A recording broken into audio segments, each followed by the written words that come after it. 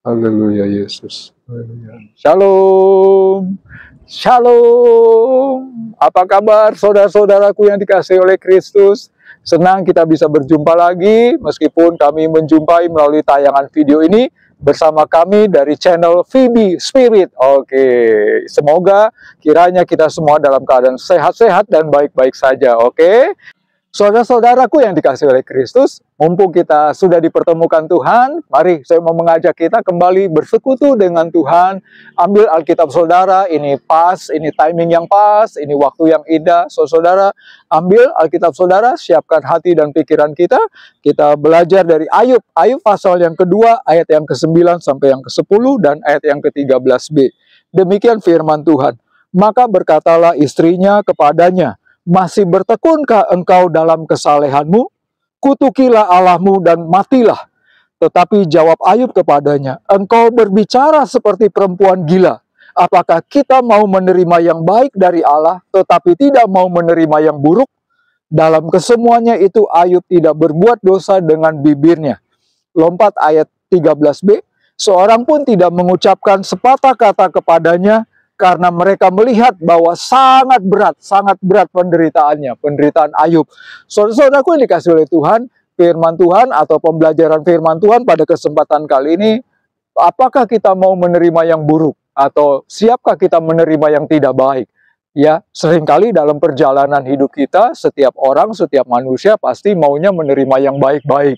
Pasti maunya menerima yang enak-enak, yang asik, yang indah, wah, yang keren, dan sebagainya. Tapi apakah kita siap menerima yang buruk? Atau apakah kita mau menerima yang tidak baik? Seringkali pasti jawabannya tidak, oke? Mungkin saudara juga berkata dalam hati pikiran saudara, iya, saya juga nggak mau. Saudaraku yang dikasihi Tuhan, tetapi saya mau ingatkan kita sekali lagi bahwa Tuhan Yesus, Tuhan Allah tidak pernah berjanji kepada kita bahwa hidup kita akan terang terus. Atau sebaliknya hidup kita akan gelap terus. Tidak, bukan. Bahwa hidup kita akan enak terus. Harusnya kita memang siap sedia untuk menerima sesuatu atau mengalami sesuatu yang tidak baik atau katakanlah yang buruk. Ya kan? Harusnya kita siap sedia, apalagi sebagai orang percaya. Nah, kita mau belajar kepada kesempatan kali ini. Sebetulnya untung atau rugi menerima yang buruk atau menerima yang baik. Sesuatu yang dikasih Tuhan, dan bagaimana caranya kita bisa mengantisipasi atau kita bisa melewati atau kita bisa mengalahkan hal-hal yang demikian. Sama seperti cerita Ayub. Kalau saudara-saudara dengan saya pernah belajar dari cerita Ayub, maka ini suatu cerita keadaan Ayub yang luar biasa pahit, luar biasa menderita, luar biasa sengsara, luar biasa kacau balau, luar biasa habis-habisan mengalami yang namanya kepahitan atau ketidakbaikan. Saudaraku yang dikasihi Tuhan. Tetapi mari kita belajar, saudara, ya. Mari kita mau belajar, saudara-saudara. Kita masuk poin yang pertama. Bagaimana caranya supaya kita bisa menghadapi yang tidak baik atau yang buruk atau bahkan kita bisa enjoy dan bahkan menjadi berkat dalam hidup kita. Ya, Ayub pasal 2 ayat 7. Kemudian pergilah iblis dari hadapan Tuhan, lalu ditimpanya Ayub dengan bara yang busuk dan telapak kakinya sampai batu kepalanya. Ya, kalau kita baca di pasal 1-nya cerita Ayub ini bahwa sebelum Ayub mengalami juga yang namanya yang buruk atau yang tidak baik, sebelumnya dialami oleh anak-anaknya. Anak-anaknya semuanya meninggal, harta bendanya habis, kambing dombanya, semua ternaknya habis, semuanya habis. Baru di pasal yang keduanya, Ayub yang mengalami sakit penyakit, ditimpa oleh bara, ditimpa oleh berbagai penyakit, dan dia mengalami suatu keadaan yang luar biasa menderita. Ya, tadi di pasal 2 ayat yang ke-13b kita melihat bahwa sangat berat penderitaannya. Saudaraku yang dikasihi Tuhan, di dalam 2 Korintus 11 ayat 23 sampai 27, apakah mereka pelayan Kristus? Aku lebih lagi. Aku lebih banyak berjerih lelah, lebih sering di dalam penjara, kerap kali dalam bahaya maut. 5 kali aku disesa orang Yahudi, setiap kali 40 kurang 1 pukulan. 3 kali aku didera, 1 kali aku dilempari dengan batu, 3 kali mengalami karam kapal, dan sebagainya dan selanjutnya. 2 Korintus 11 ayat 23 sampai 27. Ini bercerita tentang pengalaman Paulus. Bagaimana Paulus mengalami banyak sekali penderitaan. Penderitaan, hal-hal yang tidak baik, hal-hal yang buruk di dalam kehidupan dan juga di dalam pelayanannya. Saudaraku yang dikasihi Tuhan, tetapi Paulus tidak pernah berkeluh kesah. Paulus tidak pernah menanggapi atau bahkan salah meresponi hal-hal yang demikian. Bagaimana caranya? Oke, mari kita telusuri poin yang pertama. Di dalam Pengkhotbah 3 ayat 1 sampai 8. Pengkhotbah 3 ayat 1 sampai 8. Untuk segala sesuatu ada masanya. Untuk apapun di bawah langit ada waktunya. Ada waktu untuk lahir, ada waktu untuk meninggal, ada waktu untuk menanam, ada waktu untuk mencabut yang ditanam, ada waktu untuk membunuh, ada waktu untuk menyembuhkan, ada waktu untuk merombak, ada waktu untuk membangun, dan selanjutnya. Saudaraku yang dikasihi Tuhan, di situ kita melihat bahwa di segala sesuatu ini ada waktunya, ya. Pengkhotbah pasal 3 ayat 1 sampai 8. Nah, artinya apa, saudara? Kita belajar poin yang pertama. Ketika ada ketidakbaikan, ketika ada hal yang buruk, ada hal yang tidak baik, yang Tuhan izinkan untuk kita alami, saudara pastikan, saudara percaya bahwa segala sesuatu ada waktunya. Bisa dipahami? Amin, saudara? Segala sesuatu yang di dalam kehidupan ini, apapun yang diizinkan Tuhan, enak atau tidak enak juga itu ada waktunya. Ya. Ada waktu untuk menangis, ada waktu untuk tertawa, ada waktu untuk dilahirkan, dan ada waktu untuk meninggal. Dan semuanya jelas di dalam Pengkhotbah 3 ayat 1 sampai 8. Artinya bahwa kita tidak perlu takut, kita tidak perlu stres, kita tidak perlu bingung, kita tidak perlu kepanikan yang berlebihan, bahkan kita menjadi kurang percaya, bahkan menyalahkan Tuhan ketika kita mengalami hal yang tidak baik. Kenapa? Karena Tuhan izinkan itu, dan itu pun ada waktunya. Memang sekali lagi berbicara tentang waktunya itu berbicara tentang kedaulatan Tuhan. Kita tidak tahu waktu Tuhan berikan saya penyakit misalnya. Kita mengalami sakit penyakit, kita nggak tahu apakah penyakit itu akan sembuhnya dalam 3 hari, apakah penyakit itu akan hilangnya dalam waktu 1 minggu, 1 tahun, dan sebagainya. Kita nggak tahu. Tetapi yang pasti yang saya mau tegaskan, ada waktunya. Ketika Tuhan izinkan kita mengalami kegagalan, mungkin kegagalan sebulan, 2 bulan, tapi bulan yang ketiga kita akan dibangkitkan lagi oleh Tuhan. Mungkin Tuhan mengizinkan kita mengalami sakit penyakit 1 tahun, 2 tahun, tapi tahun yang ketiga kita sembuh. Kita akan diberikan mujizat kesembuhan dari Tuhan. Yang jelas ada waktunya. Jangan gusar, jangan bingung seperti istrinya Ayub tadi menjadi kebakaran jenggot istilahnya ya. Dia menjadi langsung panik, menjadi langsung gelisah. Ya kan? Apakah engkau masih mau bertekun, Ayub? Dia berkata kepada suaminya, kutuki aja Allah, karena dia berbuat yang tidak baik. No, saudara, kita nggak perlu panik, kita nggak perlu menyalahkan Tuhan. Memang Tuhan izinkan, tetapi ada waktunya. Sekali lagi, saudara, yang pasti di dalam perjalanan hidup ini segala sesuatu ada waktu-waktunya. Jadi kita tidak perlu takut. Kita tetap terus percaya kepada Tuhan, bahkan kita tetap terus bisa memuji, menyembah, dan bahkan bersyukur kepada Tuhan. Ya, meskipun kita tidak tahu waktu-waktunya itu sampai kapan. Ya, tapi yang jelas pasti ada habisnya. Suatu saat selesai masalah kita. Suatu saat pasti pergumulan kita selesai. Suatu saat pasti kegagalan kita akan Tuhan pulihkan menjadi kebangkitan. Suatu saat pasti penyakit kita akan Tuhan pulihkan menjadi kesembuhan. Pasti ada waktunya. Amin, saudara-saudara. Poin yang kedua kita belajar. Ayub pasal 2 ayat yang ke-9 dan 12a. Demikian firman Tuhan. Maka berkatalah istrinya kepadanya, masih bertekunkah engkau dalam kesalehanmu? Kutukilah Allahmu dan matilah. Ketika mereka memandang dari jauh, mereka tidak mengenalnya lagi, lalu menangislah mereka dengan suara nyaring. Ini ketiga teman Ayub ya. Ketiga teman Ayub ini mereka melihat ya, tetapi mereka pun tidak bisa berbuat apa-apa. Saudaraku, artinya begini, saudara. Poin yang kedua kita belajar, memang ketika kita mengalami sesuatu yang tidak baik, seringkali banyak orang tidak mengerti. Banyak orang kemudian malah ikut-ikut menyalahkan kita. Banyak orang malah tidak mau membantu kita. Tentang hal ini, saudara-saudara, saya mau katakan begini, ya, ini sudah hukum alam. Ini yang namanya hukum alam. Seperti tadi di pendahuluan saya katakan bahwa pada dasarnya kan manusia tidak mau menerima yang namanya yang tidak baik. Gitu kan, tidak mau menerima yang namanya yang buruk, hal-hal yang buruk pasti kita nggak mau kan. Artinya ketika ada orang lain, misalnya saya lah begitu kan, saya mengalami sesuatu yang tidak baik, bahkan sampai mengalami penderitaan yang sangat gawat seperti Ayub, sampai kesusahan yang luar biasa, pasti orang lain nggak mau dekat-dekat, pasti orang lain nggak mau ikut-ikut terlibat gitu. Kenapa? Karena kan nggak mau susah sekali lagi. Kira-kira begitu hukum alamnya ya. Nah, artinya poin yang kedua kita belajar bahwa waktu kita mengalami mengalami ketidakbaikan atau mengalami hal-hal yang buruk yang Tuhan izinkan, maka jangan heran, jangan panik lagi, jangan gelisah lagi. Waktu orang tidak mau tahu dengan kita. Waktu semua orang meninggalkan kita. Waktu semua orang tidak membantu kita. Waktu semua orang tidak dekat-dekat dengan kita. Jangan panik. Ya. Saudara-saudaraku yang dikasihi Tuhan, kita baru saja memperingati peristiwa penyaliban dan juga kebangkitan Kristus. Saya mau mengajak kita kembali merenungkan atau mengingat dan merenungkan kembali bagaimana peristiwa waktu Yesus mulai ditangkap, lalu dia diadili, dihina-hina, dirajam, bahkan dicambuk sampai naik ke Bukit Golgota. Bukankah tidak ada orang yang membantu?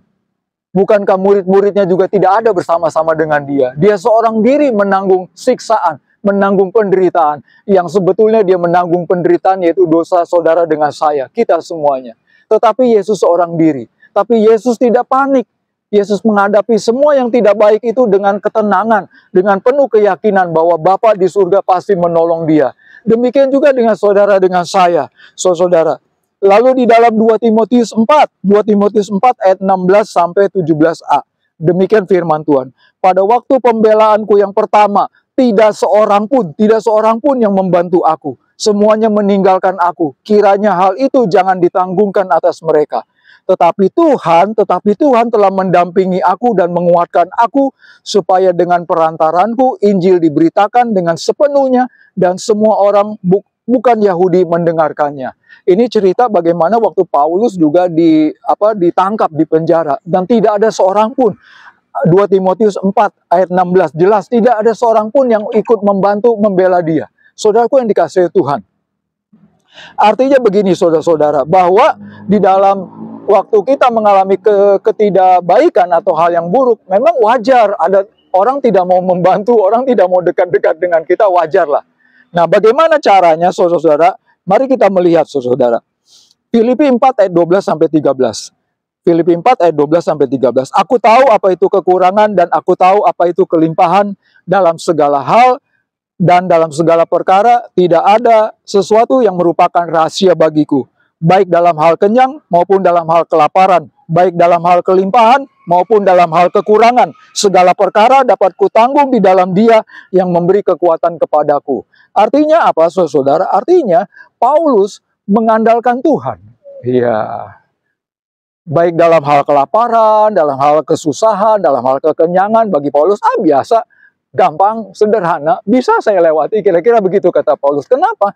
Karena Paulus mengandalkan Tuhan, karena Paulus bergantung kepada Tuhan.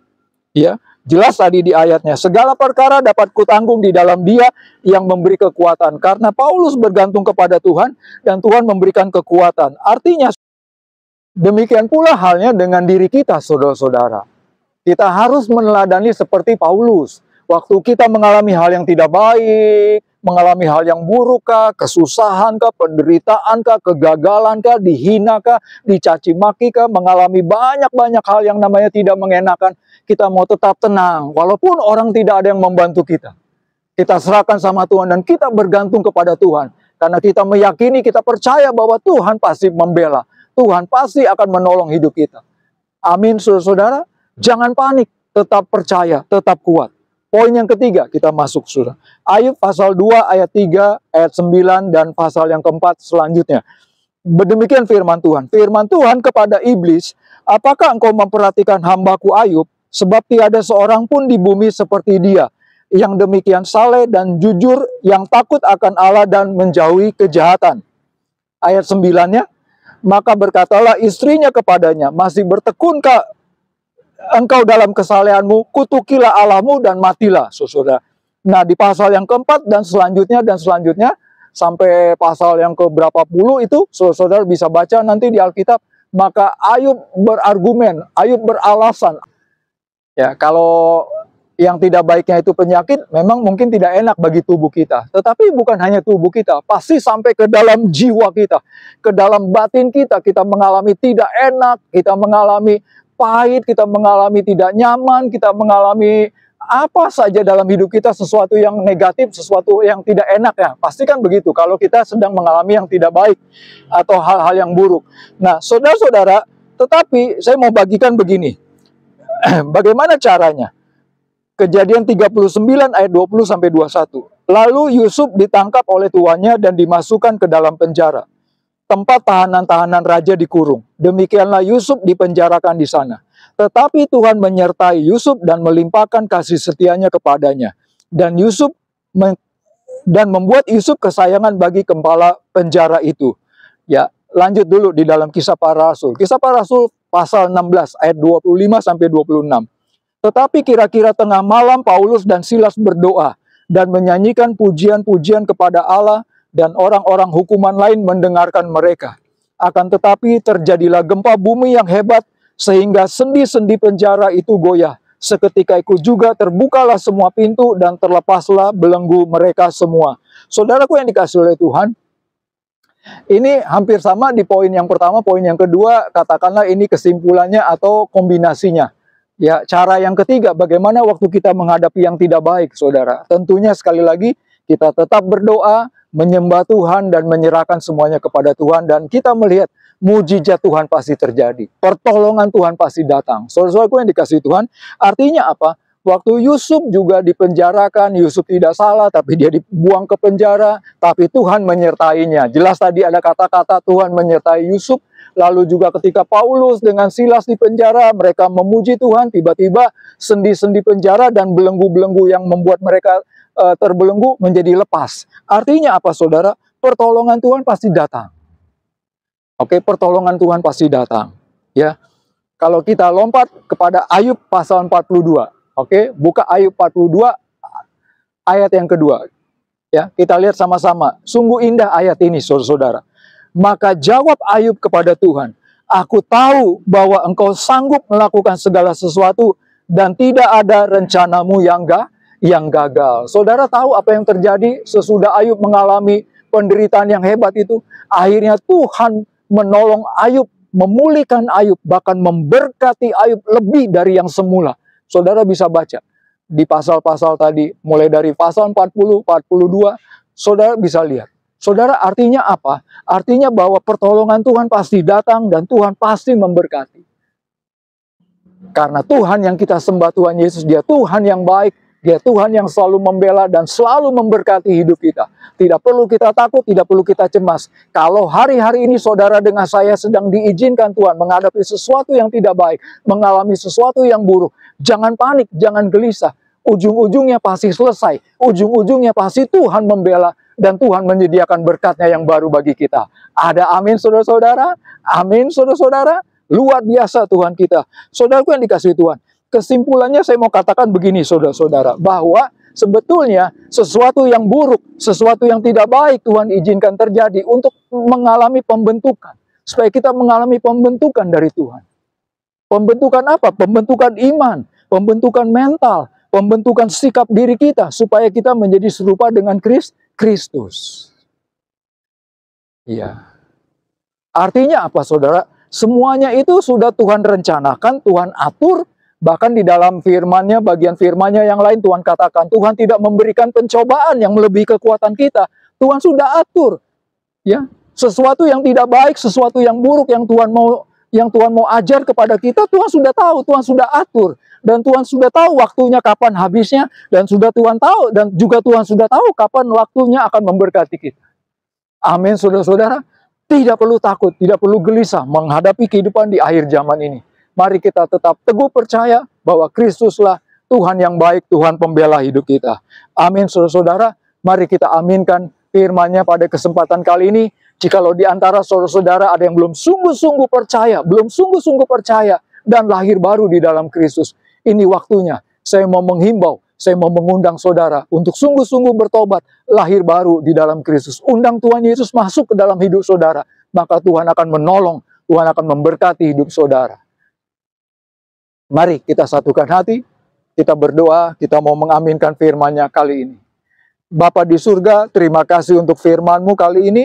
Kami tahu Tuhan bahwa sesuatu yang tidak baik, sesuatu yang buruk yang Kau izinkan pun, Tuhan sudah mengatur, Tuhan sudah mempercayai, Tuhan sudah mengerti kapan waktunya, kapan itu akan habis, dan kapan waktunya Tuhan pasti menolong dan memberkati kami. Karena itu Bapa, kuatkan dan teguhkan iman kami. Kami tetap percaya bahwa Engkau Tuhan Yesus, Engkau Bapa yang baik selama-lamanya bagi kami. Bila mana di antara penonton pemirsa ada yang baru pertama kali membuka pintu hatinya dan mengundang Engkau Kristus masuk, dalam nama Tuhan Yesus, Bapa jamah pulihkan. Berkati dia Tuhan Yesus. Ini doa kami Bapa. Setiap penonton pemirsa yang membutuhkan pertolongan, yang sedang dalam ada kesusahan dan mengalami yang tidak baik, Tuhan kuatkan, teguhkan, dan berkati. Dalam nama Tuhan Yesus kami sudah berdoa dan mengucap syukur. Haleluya. Amin. Akhir kata, saya mewakili dari pengurus besar Yayasan Visi Berkat Bagi Indonesia mengucapkan terima kasih untuk perhatiannya, dan sampai berjumpa lagi di lain kesempatan. Tuhan Yesus memberkati.